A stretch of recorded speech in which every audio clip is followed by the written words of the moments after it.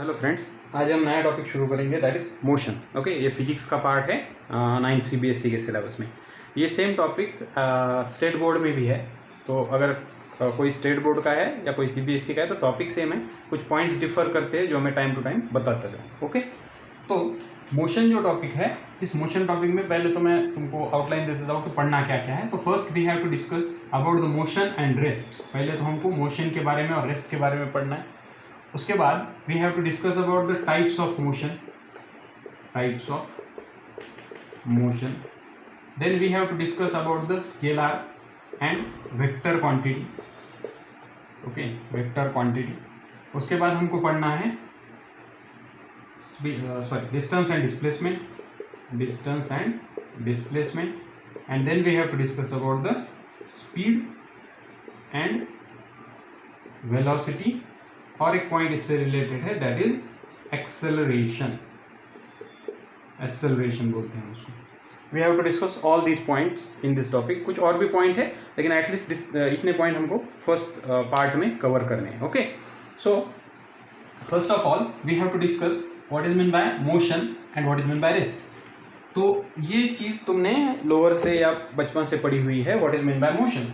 तो हम जनरली बोलते हैं कि a vehicle is in motion, animal is in motion, okay, कोई ball is in motion, thing is in motion. तो जब भी हम ये बोलते हैं कि कोई चीज मोशन में है, तब हमारा मीनिंग होता है उससे कि वो चीज क्या कर रही है, मूव कर रही है, that thing is moving. Okay, इसका मतलब मोशन का बेसिक हम बोल सकते हैं कि it is nothing but the moment, लेकिन ये जनरल आइडिया हुआ। Flying birds are in motion, okay, running water is in motion, बहुत सारी है, एयर इज इन मोशन, कोई एनिमल अगर रन कर रहा है तो that is also in motion. तो ये कई सारी चीज़ें हैं, लेकिन इसके साथ हमको डेफिनेशन भी मालूम चाहिए, क्योंकि अभी तुम हायर क्लासेस में हो तो you must know the definition. Okay, तो हम डेफिनेशन के साथ इसको स्टार्ट करेंगे। What is mean by motion. तो motion means if anything changes its position with respect to the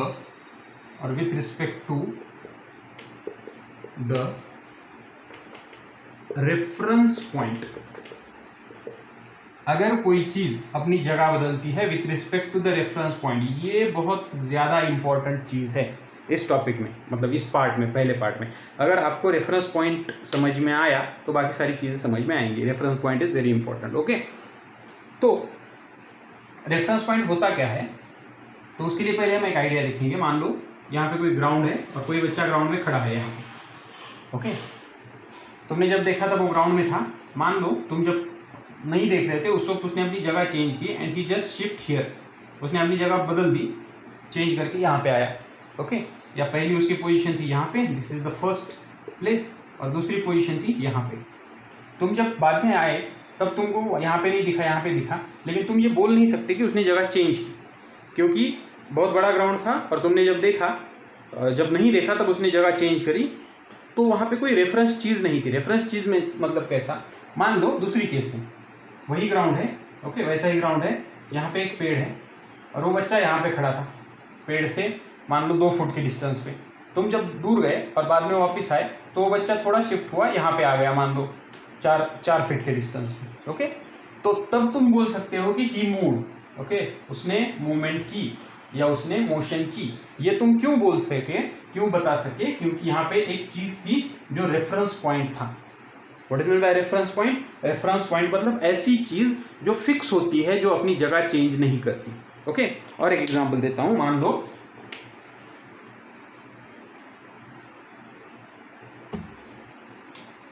कोई और एक फ्रेंड है तुम्हारा, आने वाला है, और तुमने उसको पूछा कहाँ पे हो, और उसने बोला अगर मैं किसी, मान लो किसी टेम्पल के पास हूँ, तो वो टेम्पल जो हुआ वो क्या है, रेफरेंस पॉइंट है या रेफरेंस है।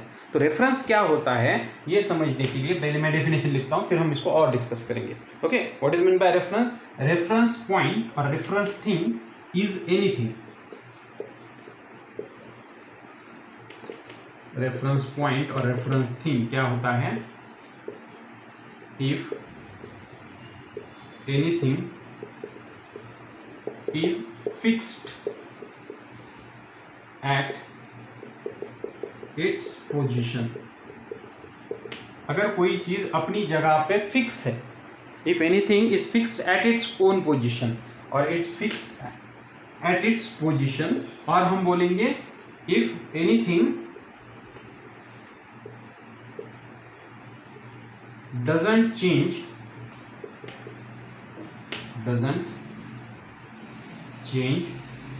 its position, अगर कोई चीज अपनी जगह बिल्कुल नहीं बदलती तो हम उसको क्या बोलेंगे, we call it as a reference point या रेफरेंस। ओके, तो इसके एग्जांपल्स क्या है, इसके एग्जांपल्स हो सकते हैं ट्री। ओके, मान लो कोई माउंटेन है कहीं पे, ओके माउंटेन, हाँ ओके, कोई बिल्डिंग है, कोई मॉल है, ओके तो ये सारी चीजें जो अपनी जगह से नहीं हिलती उसको हम क्या बोलते हैं, रेफरेंस पॉइंट बोलते हैं। और ये रेफरेंस बहुत ज्यादा इंपॉर्टेंट है to understand what is mean by motion, what is mean by rest. Okay, तो अब समझो, रेफरेंस पॉइंट समझ में आ गया, what is mean by reference point और रेफरेंस। अगर कोई चीज अपनी जगह बिल्कुल नहीं बदलती, कोई चीज अपनी जगह फिक्स रहती है, तब हम उसको क्या बोलते हैं, we call it as a reference point और रेफरेंस। ओके, जैसा कि ट्री हो गया, माउंटेन हो गया, कोई भी चीज है। और उसके बाद जैसे सिंपल एग्जांपल ले लो, मान लो मैंने ये पेन यहाँ पे रखी, ओके कुछ देर के बाद मैंने पेन उठा के यहाँ पे रखी, तुमको समझ में नहीं आएगा, मे भी तुमने नहीं देखा होगा तो, लेकिन अगर मैं इस पेन को यहाँ पे रखूँ या यहाँ पे रख दूँ, ओके ये यहाँ पे रख दूँ, जो कि ये स्ट्रिप है या ये जो बॉर्डर है उसके आसपास है, तो तुम पहचान सकते हो। अगर मैं यहाँ पे रखता हूँ और बाद में यहाँ पे लेके जाता हूँ तो तुमको समझ में आएगा कि डिस्टेंस पहले कम था इससे और बाद में बढ़ गया, मतलब ये रेफरेंस हुआ। ओके, तो इस तरह से कोई भी चीज होती है जो फिक्स होती है अपनी जगह से, जगह पे अपनी जगह नहीं बदलती, उसको हम क्या बोलते हैं, we call it as a reference. And if anything changes its position with respect to reference point, और reference is called as motion, तो हम बोलते हैं कि वो चीज क्या कर रही है, मूव कर रही है, और वो चीज क्या है, मोशन में है। जैसा मान लो एग्जांपल, सिंपल एग्जांपल, एक ट्री है, यहाँ पे पेड़ है, ओके और कोई बच्चा यहाँ पे खड़ा था, तुमने जब देखा तो वो पेड़ के नीचे खड़ा था, कुछ देर के बाद तुमने फिर से देखा तो वो बच्चा, ये पहली पोजीशन थी उसकी नंबर 1, कुछ देर के बाद तुमने जब देखा तो वो बच्चा इस पोजीशन पे पहुंच गया, इधर पहुंच गया, ओके नंबर 2। तो तुम क्या बोल सकते हो, ही मूव। ये तुमको कैसे पता चला, क्योंकि यहाँ पे ये रेफरेंस था। अगर मान लो एक ऐसा रोड है और एक बच्चा यहाँ पे है, कुछ देर के बाद वो बच्चा यहाँ से गायब होके, यहाँ से निकल के यहाँ पे आ गया, तो तुमको पता नहीं चलेगा। क्यों नहीं चलेगा, क्योंकि वहाँ पे रेफरेंस कुछ है ही नहीं, तो तुम किसके करस्पॉन्डिंग में उसको चेक करोगे। ओके, तो इस तरह से, तो इतना रेफरेंस ज्यादा इंपॉर्टेंट होता है, तो इसको बोलते हैं थिंग इन मोशन। ओके, इससे दूसरी एक टर्म जो है वो related, that is rest.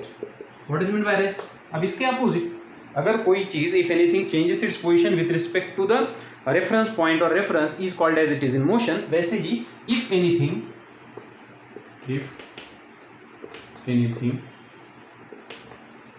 changes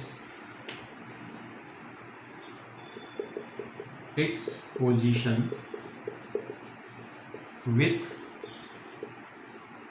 respect to the reference point or reference, then it is called as rest। अगर कोई चीज doesn't change, okay, anything doesn't changes,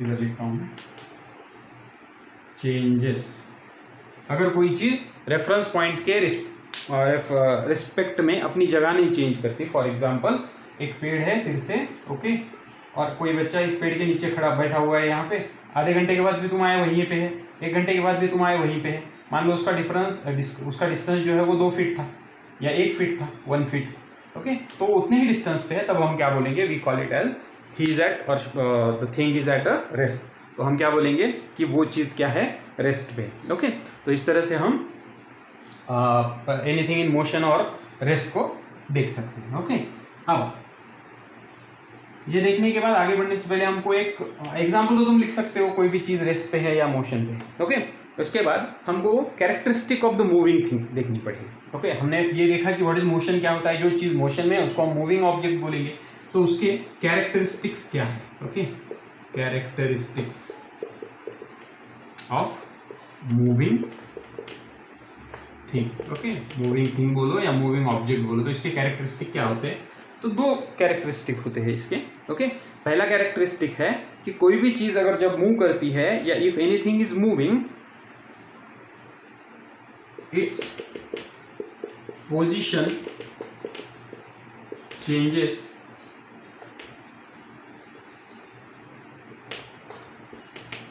with respect to reference point.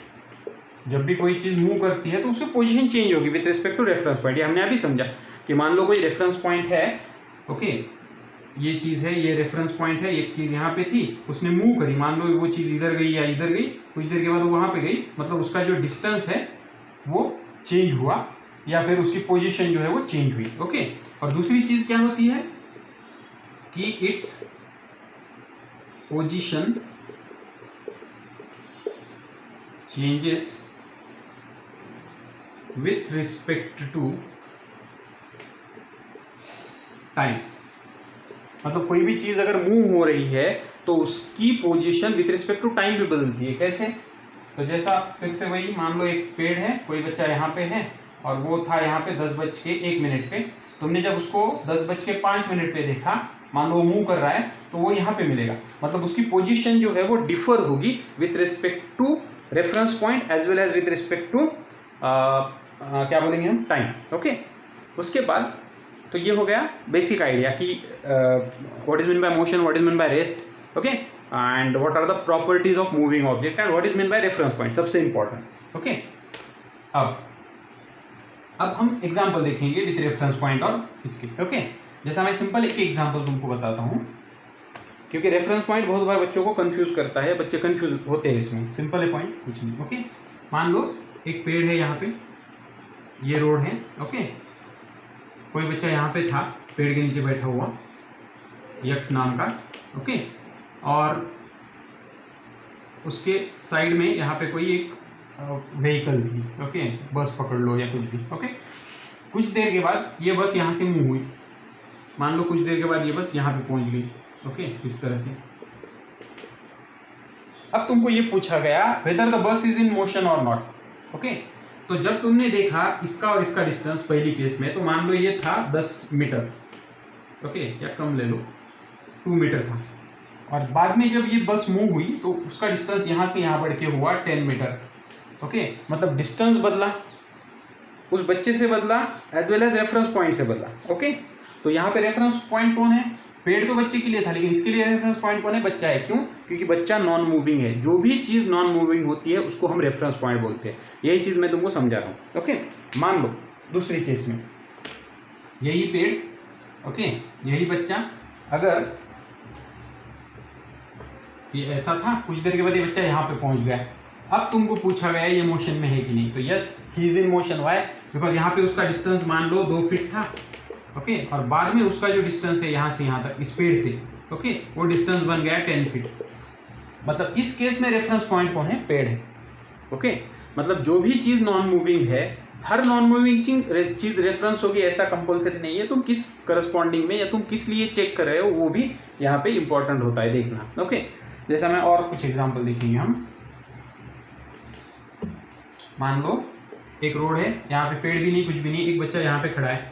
Okay, और वहां से एक बस जा रही है और उस बस में उसका एक फ्रेंड बैठा है, तो उस फ्रेंड ने उसको हाय बाय किया और वो चला गया। कुछ देर के बाद बस यहाँ पे पहुंची और वो फ्रेंड अभी भी बस में है। तो अब तुमको पूछा गया इसने मोशन की क्या? नहीं, तो ये क्या है? रेस्ट पे है।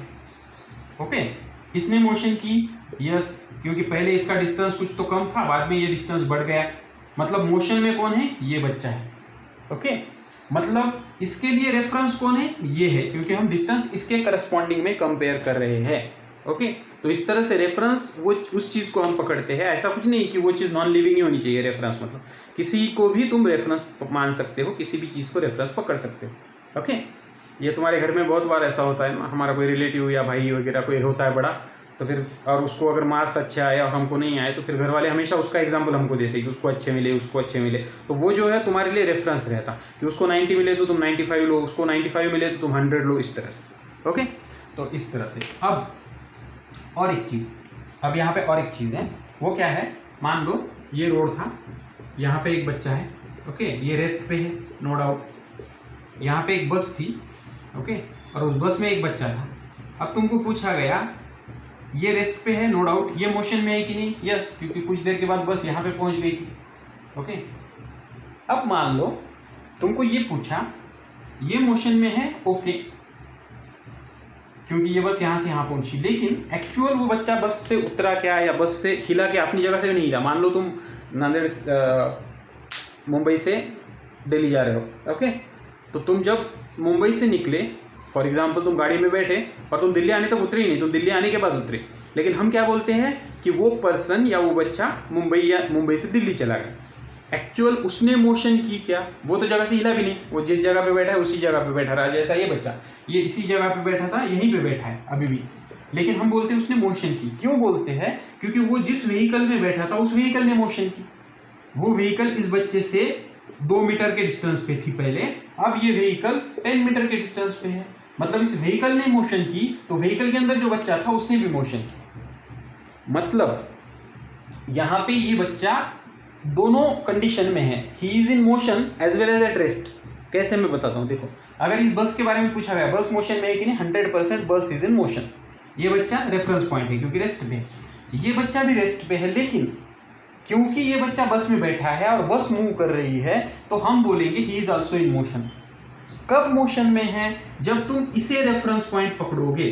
फिर से एक बार समझो, ओके, एक बच्चा रोड के साइड पे बैठा हुआ है या खड़ा हुआ है। मान लो तुम हो स्कूल में, तुम स्कूल वैन होती है स्कूल में या स्कूल बस होती है, तुम्हारी स्कूल बस आई नहीं या लेट है कुछ तो है, तुम स्कूल के ग्राउंड में बैठे हुए हो और तुम्हारा फ्रेंड जो है वो स्कूल बस में बैठ के, उसकी अलग नंबर की थी, वो चला गया, तो उसने तुमको जाते हुए हाथ दिखाया, तो वो मोशन में है कि नहीं, एक्चुअल है। क्यों, क्योंकि वो जिस बस में बैठा है वो बस मोशन में है।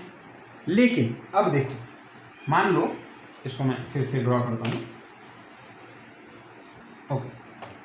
ओके, ये रोड था, यहाँ पे तुम थे, ओके, तुम रेस्ट पे थे, मतलब तुम क्या हुए यहाँ पे, reference point, okay, reference point. अब रेफरेंस, ओके, अब यहाँ पे बस थी, ओके, और इस बस में मान लो 2 बच्चे बैठे हुए, ये बच्चे हैं तो, ओके, ये एक और ये भी तुम्हारा फ्रेंड है, तुम्हारा नाम है यक्स, इसका नाम है वाई, इसका नाम है जेड। अब तुमको पूछा गया कि यक्स रेफरेंस पॉइंट है, बराबर है, तो यक्स के करस्पॉन्डिंग में वाई मोशन में है कि नहीं, तो yes, he is in motion, क्योंकि कुछ देर के बाद बस यहाँ पे पहुंची, तो उसमें यक्स भी था, सॉरी वाई भी था और जेड भी था, ओके। अब वाई मोशन में है कि नहीं, yes, Y is in motion. Z motion में है कि नहीं, yes, Z is also in motion. लेकिन तुमको ये पूछा ये दोनों एक दूसरे के करस्पॉन्डिंग में मोशन में है क्या। देखो समझो ध्यान से, तुमको ये पूछा गया कि y whether y is in motion with respect to x, तो उसका आंसर आएगा yes. z is in motion with respect to x, इसका भी आंसर आएगा यस। लेकिन तुमको ये पूछा कि y is y और whether y is in motion with respect to z, तो इसका आंसर आएगा नो, क्योंकि ये दोनों जिस सीट पे या जिस जगह पे बैठे थे उसी जगह पे बैठे वाले हैं जब तक घर नहीं पहुंचते या जहाँ जाना है वहाँ नहीं पहुँचते। समझ में आ रहा है। तो इस तरह से ये चीज़, मतलब कई बार ये सवाल पूछते हैं बच्चे कि हाउ इज़ इट पॉसिबल कि कोई चीज़ रेस्ट में भी है एज वेल एज मोशन में भी है, तो वो रेफरेंस पॉइंट के रिलेशन में होता है। कोई चीज़ रेफरेंस पॉइंट के रिलेशन में रेस्ट पे हो सकती है और कोई चीज़ दूसरे के रिलेशन में मोशन में हो सकती है, ओके। तो आई होप ये समझ में आया होगा, ओके। अब और एक सवाल जो कई बच्चे पूछते हैं, ये जनरल डाउट रहता, ये अर्थ है, ये अर्थ के ऊपर एक पेड़ है, यहाँ पे एक बच्चा बैठा हुआ है, तुमको पूछा, और ये बच्चा अपनी जगह से हिला ही नहीं, ओके। अब तुमको पूछा ये बच्चा मोशन में है कि नहीं, जैसा हमने अभी क्या बोला, बस के अंदर बच्चा था, बस मोशन में थी, तो बच्चा भी हमने मोशन में माना। लेकिन अगर तुमको पूछा गया अर्थ है, अर्थ के ऊपर पेड़ है, पेड़ के नीचे बच्चा है, तो बच्चा मोशन में है कि रेस्ट पे, हम बोलते हैं रेस्ट में है, ओके। लेकिन एक्चुअल, अब कुछ बच्चे ये सवाल पूछते हैं कि अर्थ तो घूम रही है, तो अगर अर्थ घूम रही है तो ये बच्चा भी घूमना चाहिए, मतलब वो भी मोशन में ही है क्योंकि अर्थ मोशन में है। समझ में आ रहा है? जैसा हम बोलते हैं कि बस के अंदर अगर बच्चा है और बस जा रही है तो बच्चा भी जा रहा है, मतलब बच्चा भी मोशन में है। अब यहाँ पे अर्थ के ऊपर कोई है, हम हैं अभी हम रेस्ट पे, हमको अगर पूछा गया तुम क्या कर रहे हो, हम बोलते हैं रेस्ट में है। एक्चुअल तुम रेस्ट में नहीं हो, क्योंकि अर्थ घूम रही है तो तुम क्यों घूम रहे? ओके, तो यहाँ पे रेफरेंस पॉइंट काम में आता है। मतलब हमको जब पूछा जाता है कि तुम क्या कर रहे हो, तुम घर पे आराम कर रहे हो मान लो, तो तुमको जो पूछा गया कि तुम रेस्ट पे हो या मोशन में हो, तो वो पूछा गया तुम्हारे घर के करस्पॉन्डिंग में। अगर तुम्हारा ये घर है और तुम घर के अंदर रेस्ट कर रहे हो, तो तुम तुम्हारे घर के करस्पॉन्डिंग में, घर तुम्हारे लिए क्या है, रेफरेंस पॉइंट है, तो उसके करस्पॉन्डिंग में तुम क्या हो, रेस्ट पे हो। लेकिन अगर कोई इंसान मान लो चांद पे गया और चांद से देखने लगा तुमको, तो चांद से देखते हो तो तुम उसको मोशन में लगोगे, तो वो बोलेगा कि तुम मोशन में हो, लेकिन ये रेफरेंस पॉइंट के ऊपर होता है। तो इसलिए ये कई बार पूछा हुआ डाउट है, या पूछते हैं बच्चे कि अर्थ तो घूमती है, फिर हम उसको रेस्ट में कैसा बोलते हैं, क्योंकि रेफरेंस पॉइंट के ऊपर है। जब भी तुमको पूछा जाता है तुम रेस्ट पे हो या मोशन में हो, तो तुमको किसी ना किसी ऐसे रेफरेंस के रिलेशन में पूछा जाता है जो रेफरेंस भी अर्थ के ऊपर ही। ओके, अगर तुमको पूछा गया मून के रेफरेंस में तुम क्या हो, तो फिर तुम मोशन में हो, तुम रेस्ट पे नहीं हो, समझ रहे हो? लेकिन ये एज्यूम है या ये कंसिडर्ड है कि जब तुमको जनरली पूछा जाएगा तो अर्थ के ही किसी रेफरेंस के बारे में कंसिडर करके पूछा जाएगा। आई होप ये दोनों पॉइंट समझ में आए होंगे। ओके, अब नेक्स्ट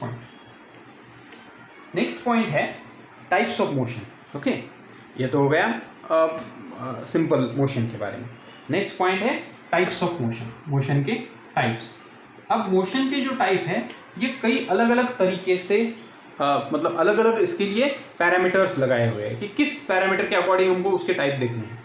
तो जो पहला है, सबसे पहला जो तुमने बचपन में भी पढ़ा हुआ है, वो है slow motion and fast motion. Slow moving object, fast moving object हम बोलते हैं।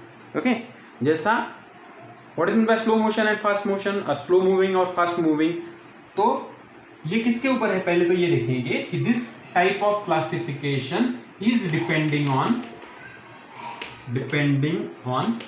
Speed of the object.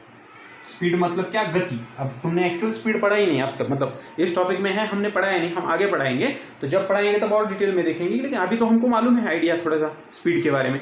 तो जिस भी चीज की स्पीड बहुत ज्यादा होती है तब हम उसको बोलते हैं कि that is a fast moving object, और किसी की स्पीड अगर कम होती है तो हम उसको बोलेंगे slow moving object. Is it clear? Okay, अब एग्जाम्पल्स कौन से हैं? तो स्लो मूविंग के भी है एग्जाम्पल, फास्ट मूविंग के तो कई सारे हैं। जैसा मान लो कोई मूविंग कार है, मूविंग व्हीकल है, मूविंग जेट प्लेन है। ओके, कोई भी चीज लिख सकते हैं। और यहाँ पे कौन है? स्लो मूविंग के कम है एग्जाम्पल अपने पास, स्नेल हुई। ओके, कई सारे एनिमल्स है जो बहुत कम मतलब स्पीड बहुत कम होती है। तो ऐसी सारी चीजें, या कंपैरेटिवली भी हम देख सकते हैं। अगर तुमको पूछा गया कार की और जेट प्लेन की किसकी स्पीड कम है या किसकी ज्यादा है, तो अकॉर्डिंगली भी तुम कर सकते हो, कुछ ज्यादा इंपॉर्टेंट नहीं। ओके, और ये तुमको मालूम भी है लोअर क्लासेस से। अब जो दूसरा टाइप है वो है इंपॉर्टेंट तुम्हारे इस टॉपिक में, तो वो है टाइप्स और क्लासिफिकेशन ऑफ मोशन या types of motion depending on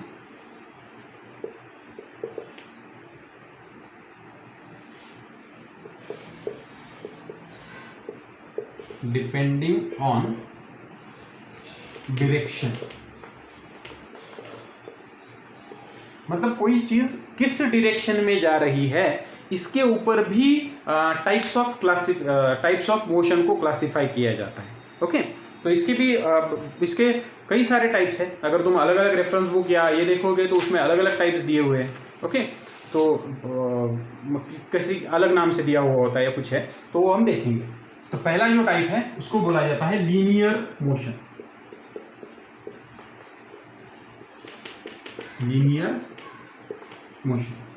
so what is mean bye linear motion? Linear motion का मतलब होता है अगर कोई चीज स्ट्रेट लाइन में मूव कर रही हो। नाम से देखो, लीनियर मतलब if anything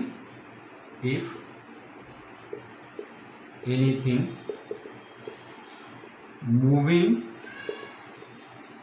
in a straight line. अगर कोई चीज एक स्ट्रेट लाइन में ही मूव करती है तब हम उसको क्या बोलेंगे? We call it as a rectilinear और लीनियर मोशन। ओके, जैसा कि कोई रोड है और उस रोड के ऊपर कोई कार जा रही है, स्ट्रेट रोड है, तो उसको हम लीनियर मोशन ऐसा बोलेंगे। Okay, so this is the first type, कुछ ज़्यादा इसमें ये नहीं है। ओके, नंबर टू जो है वो है नंबर 2, दैट इज हम उसको बोलेंगे कि जिगजैग। ओके, जिगजैग मोशन और रैंडम मोशन।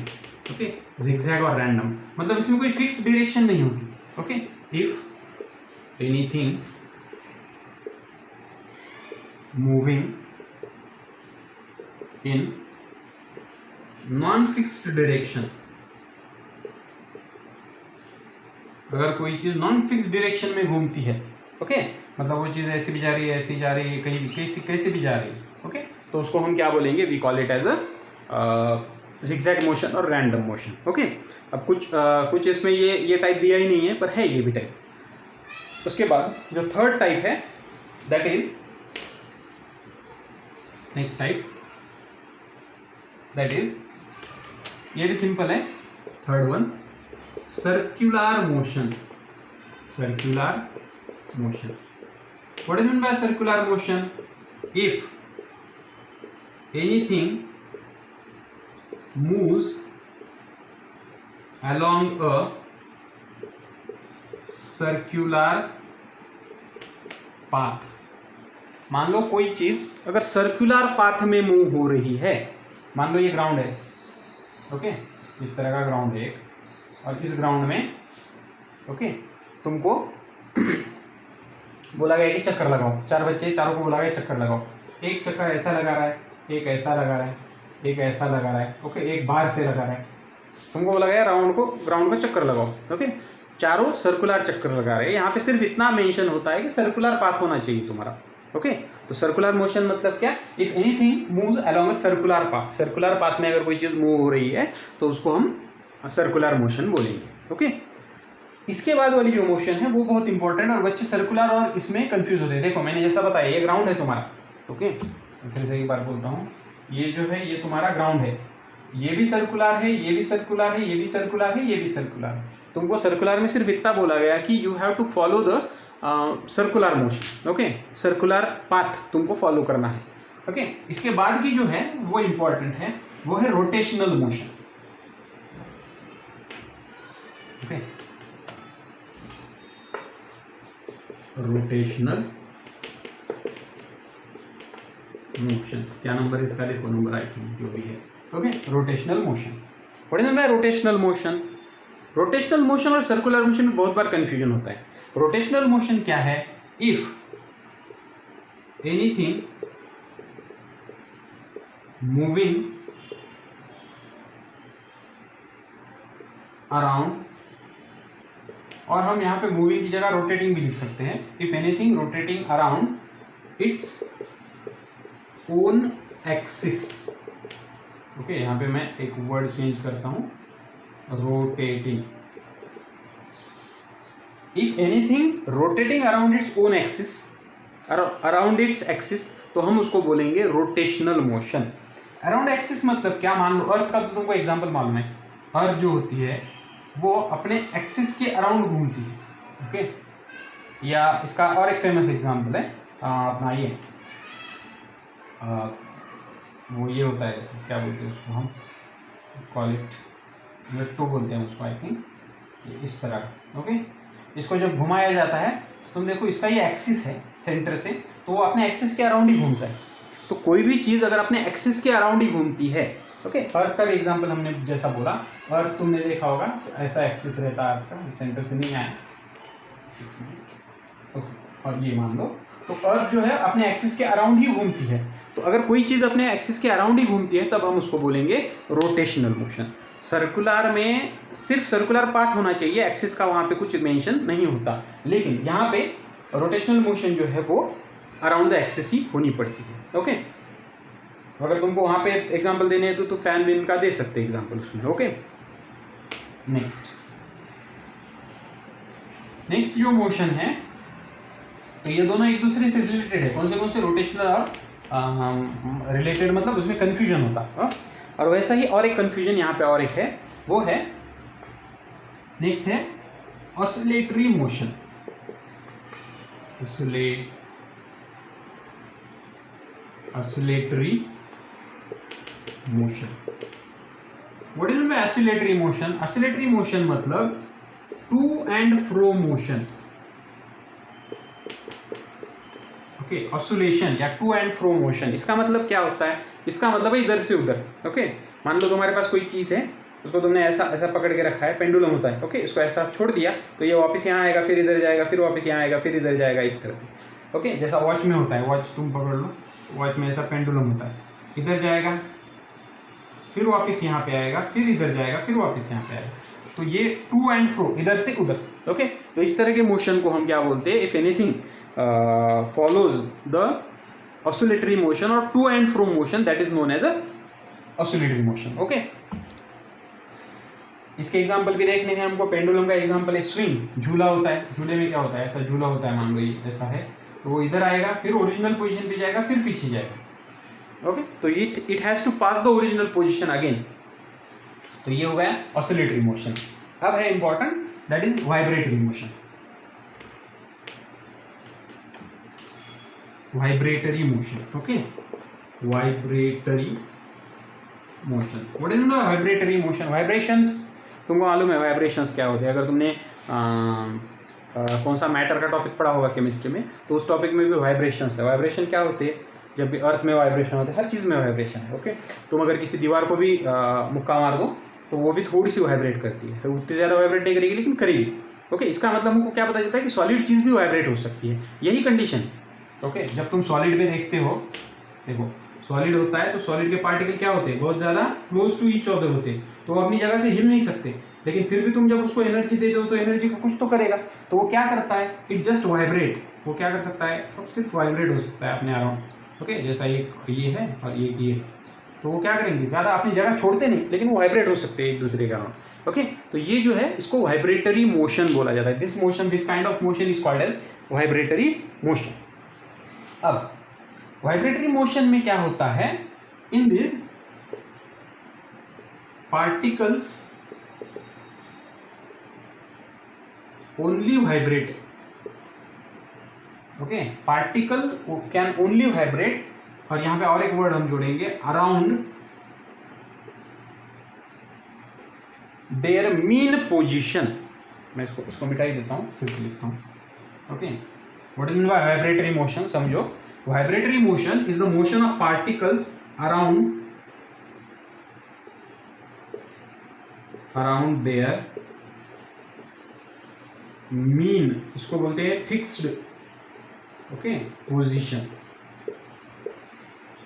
मतलब इसमें पार्टिकल्स क्या हो सकते हैं? सिर्फ वाइब्रेट हो सकते हैं. ओके, जैसा मान लो मैं ये पेन है, इसको ऐसा पिंच करो. ओके, तो ये पेन अपनी जगह छोड़ के उधर चली नहीं जाएगी, लेकिन ये अपनी जगह से थोड़ी सी वाइब्रेट हो सकती है. हर चीज होती है सॉलिड में. ओके, जैसा सिंपल एग्जांपल ले लो, रबर होता है. मान लो ये एक रबर है, इसको मैंने यहाँ पे एक पिन लगा दी, अटका दिया, यहाँ पे अटका दिया. जब तुम इसको प्लग करोगे, पकड़ के छोड़ोगे, तो ये क्या होगा? ये ऐसा नहीं होगा कि ये इधर चला जाएगा, ये इधर चला जाएगा. ऐसा नहीं होता. ये क्या होता है? सिर्फ जब तुम इसको प्लग करते हो, ये ऐसा है, तो ये वाइब्रेट होगा. सिर्फ ये इधर वाइब्रेट होगा, ये इधर वाइब्रेट होगा. ओके, तो ये वाइब्रेट होता है, टू एंड फ्रो नहीं होता. टू एंड फ्रो में क्या होना चाहिए था? टू एंड फ्रो में ये इधर जाना चाहिए था, ये इधर आना चाहिए था. ऐसा नहीं होता. अब सवाल ये है कि वाइब्रेटरी और ऑसिलेटरी में क्या ये है? तो एक चीज तुम ध्यान में रखो कि सारे के सारे ऑसिलेटरी जो है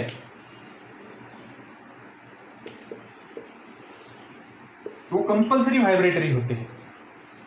all oscillatory motions are compulsory vibratory. Okay, लेकिन all vibratory motions are not compulsory oscillatory. समझ में आ रहा है क्या? देखो, जब ऑसिलेशन होना है, जैसा झूले का ले लो, ये झूला है, स्विंग. ओके, तुमने इसको इधर किया तो पहले उसको वाइब्रेट होना पड़ेगा. बिना वाइब्रेशन के सीधा टू एंड फ्रो मोशन चालू नहीं होता. समझ में आ रहा है? ओके, लेकिन जैसा रबर में हमने अभी देखा, रबर में सिर्फ वाइब्रेशन होगा. इट इज नॉट पॉसिबल ये इधर जाएगा, ये इधर आएगा. ओके, टू एंड फ्रो नहीं होता. इसलिए हमने क्या बोला?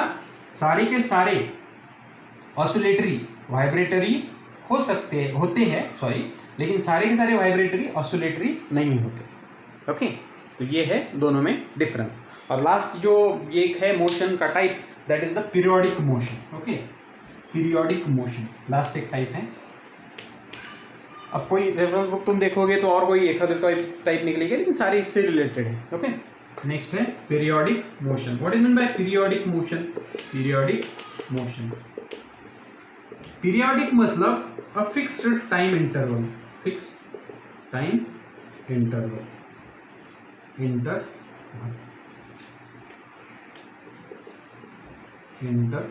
ओके, ऐसा मोशन जिसको फिक्स टाइम इंटरवल लगता है। जैसा हमको मालूम है अर्थ जो सन के अराउंड, ये सन है और अर्थ चक्कर लगाती है, तो उसको कितने लगेंगे दिन? 365 डेज, ये फिक्स है। ओके, तो ऐसी जो चीज एक फिक्स टाइम में ये कंप्लीट करती है, उसको हम बोलते हैं पीरियोडिक मोशन। जैसा पेंडुलम का एग्जांपल मैंने दिया, पेंडुलम मान लो ये वॉच है, ये पेंडुलम है, मान लो इसको इधर जाने में 1 सेकंड लगता है।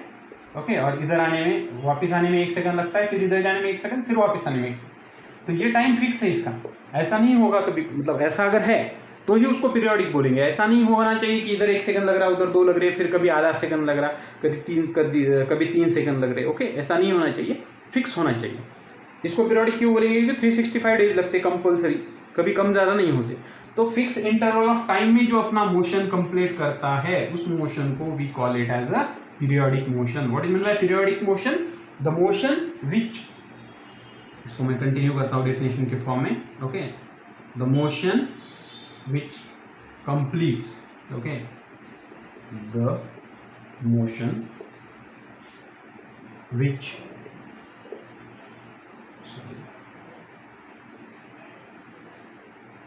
okay, the motion, okay, that completes in fixed interval of time। ऐसी मोशन जो एक फिक्स इंटरवल ऑफ टाइम में कंप्लीट होती है, उसको हम पीरियोडिक मोशन ऐसा बोलते हैं। ओके, तो आई होप हमने इस वीडियो में जो जो पॉइंट्स देखे, कौन से देखे हमने? What is mean by rest, what is mean by motion, what is mean by reference point, reference point के कुछ एग्जांपल्स देखे, as well as try to understand what is mean by reference point. Okay, reference अलग अलग हो सकते हैं, how one thing can be at rest as well as in motion at the same time, क्योंकि reference अलग अलग होते हैं। ओके, उसके बाद हमने देखा types of motion. Okay, so thank you.